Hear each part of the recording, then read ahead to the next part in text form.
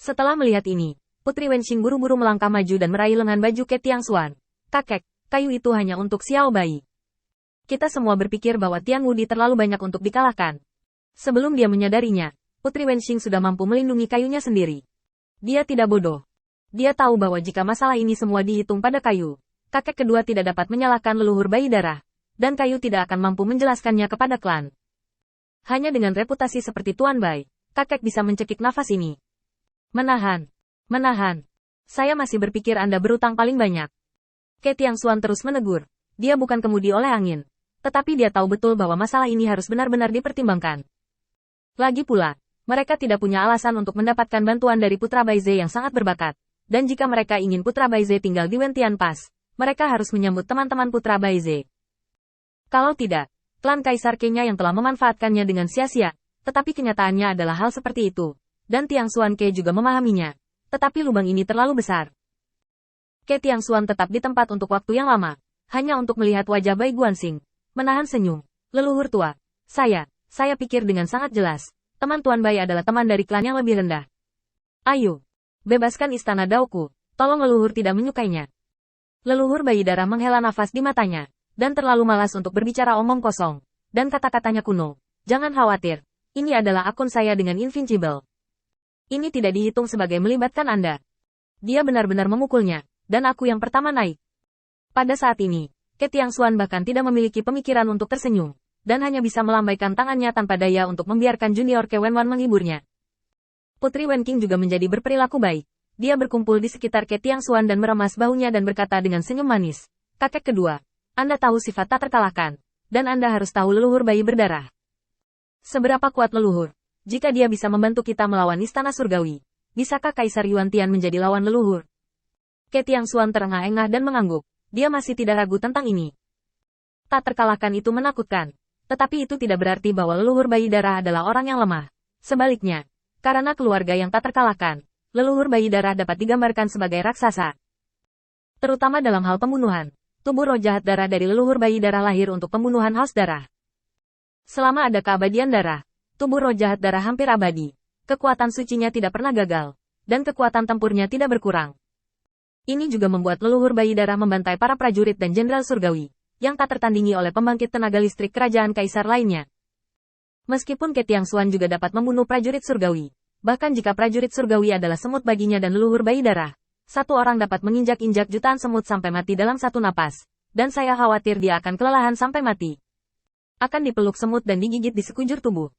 Begitulah cara Ke Tiangshuan memperlakukan prajurit dan jenderal surgawi. Tetapi leluhur bayi darah benar-benar berbeda. Bahkan dapat dikatakan bahwa satu-satunya kesempatan bagi prajurit surgawi itu untuk bertahan hidup di depan leluhur bayi darah adalah bahwa darah mereka terlalu sampah. Dan mereka ditolak oleh yang terakhir. Selain itu, leluhur bayi darah tidak hanya mampu membantai orang kecil seperti prajurit surgawi. Tetapi juga memperlakukan orang kuat lainnya. Bahkan mengalahkannya Ke Tiangshuan. Dan para jenderal Wen Tiangwan adalah sama. Selama mereka adalah makhluk yang diperoleh dari daging dan darah. Selama mereka memiliki darah di tubuh mereka untuk membangkitkan keganasan leluhur bayi darah, yang terakhir akan sengit dalam pertempuran.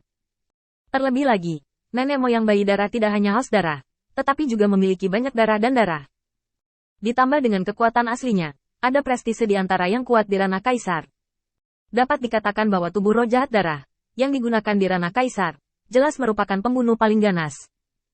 Ke Tiangshuan juga telah mendengar bahwa ras iblis darah dari surga kaisar juga memiliki tubuh roh jahat darah yang hebat.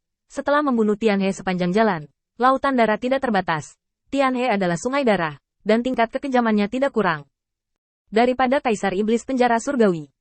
Tian Wudi adalah pria besar, dan pria besar tidak bisa menatap klan kaisar Ke kecil kita setiap hari. Jika suamimu menghentikannya beberapa kali, Tian Wudi seharusnya berhenti. Ke Tiangshuan hanya bisa menghibur dirinya sendiri seperti ini dari lubuk hatinya. Dia hanya berharap bahwa Tian Wudi tidak dapat dianggap sebagai laporan wajib. Tetapi masalahnya adalah bahwa Tian Xing telah menamparkan ratusan kali. Ini tidak berbeda dengan konsekuensi dari murid leluhur hitam yang menamparkan putra Baize ratusan kali. Dalam waktu normal, tidak mungkin untuk berhubungan. Tapi Tian Xing benar-benar melakukannya. Ke Tiangshuan memandang Qin Yichan dan menemukan bahwa meskipun Wen Qing telah memukul dadanya dan menggosok bahunya, dia sebenarnya berdiri di sebelah Tian Xing. Ini. Perjalanan ke alam semesta kuno ini. Orang-orang kecil menjadi semakin sayang. Ini adalah hal yang baik. Tetapi pada saat ini, Ke Tiangshuan bahkan tidak ingin menegur. Kedatangan leluhur bayi darah tidak memiliki upacara penyambutan yang agung. Belum lagi dia sudah makan lengkap barusan. Tapi tak lama kemudian, saya melihat leluhur berdarah berputar di sekitar Xiao Yu. Tatapan yang membuat bulu kelinci di telinga kelinci Xiao Yu menggigil. Memegang dua kelinci putih besar. Ada semacam ketakutan ditatap oleh kalajengking aneh itu. Jangan takut, Xiao Yu tuh. Hanya satu suap. Aku akan mengambil satu. Xiao Yu berteriak ketakutan. Dan segera leluhur bayi darah itu mengangkat kepalanya dengan keras dan menjilat bibirnya. Ulat sutra surgawi roh serangga. Darah Zer, tidak mudah untuk mendapatkannya sekarang. Qin Yichen segera menemukan bahwa leluhur berdarah itu tampaknya tidak gugup sama sekali. Belum lagi gugup.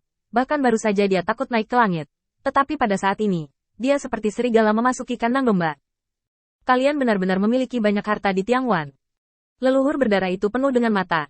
Dan sosok pendek itu masih terjebak di Xiao Yu yang panik dari waktu ke waktu. Seolah-olah aku mengejarmu seperti hehehe. Saudara Tianxing, selamatkan aku. Xiao Yu sangat takut sehingga kelinci putih gemetar, dan sepasang kaki batu giok awalnya rusak. Pada saat ini, telinga kelinci melengkung bersama dan menggigil dan bersembunyi di belakang Qin Yichen. Meskipun leluhur berdarah tidak menamparkan yang terakhir, dia masih tidak bisa menahan diri untuk tidak menunjukkannya. Sesuap. Aku berjanji, aku akan mengambil seteguk. Seberapa serakah setegukmu, tidakkah kamu menghitungnya? Pada saat ini, dia mendengar minuman dingin dari luar kuil Wen, dan melihat Bai Guanxing melangkah maju, dan segera memberikan pukulan pada leluhur bayi darah itu. Tuan Bai, tanda seru. Xiao Bai, kenapa kamu kembali? Bai Guanxing menarik lengan leluhur berdarah, membiarkannya berjuang maju dengan tangannya seperti anak kecil yang menyusu, dan berkata dengan ringan, ini hanya inkarnasi, masih ada beberapa hal yang harus dilakukan. Karena itu, Bai Guanxing memimpin untuk melihat Ke Tiangxuan, lelaki tua yang bertanggung jawab atas Wen Tiangwan, yang tidak punya pilihan selain tersenyum pahit. Tuan, jangan katakan apa-apa, Anda tahu semuanya sudah tua. Bai Guanxing mengangguk, saya menyebabkan masalah bagi Anda dan Ling Clan. Segera, Bai Guanxing membawa leluhur bayi berdarah, dan melihat yang terakhir terlihat tidak puas. Apa yang kamu lakukan di sini? Saya tidak akan pergi ke Gunung Huaguo, hanya untuk menghindari menjadi vegetarian. Bai Guanxing mengangkat kakinya dari tanah, dan mereka berdua menyatukan wajah mereka dan saling memandang.